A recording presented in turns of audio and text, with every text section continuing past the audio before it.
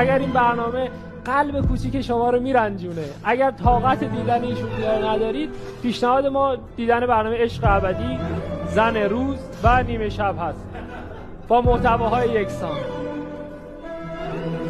هواداران شریف نیمه شب سلام.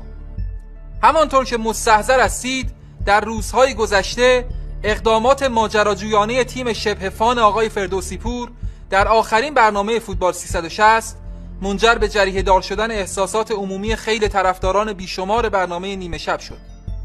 ما در تیم نیمه شب ضمن محکوم کردن این تعرض آشکار به گروهک 360 به سرکردگی ابوطالب هشدار می‌دهیم که در صورت تکرار این اقدام خصمانه از تمام ظرفیت‌های بازدارنده خود که شامل شوخی‌های دارک، دیسبک‌های بسیار سهمگین و خاطرات مربوط به نوجوانی ایشان می‌شود استفاده خواهیم کرد.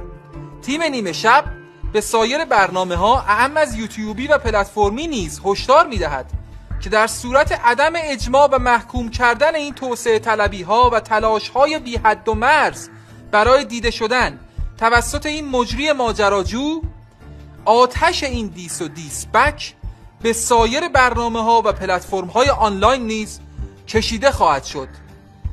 با احترام، تیم بزرگ نیمه شب.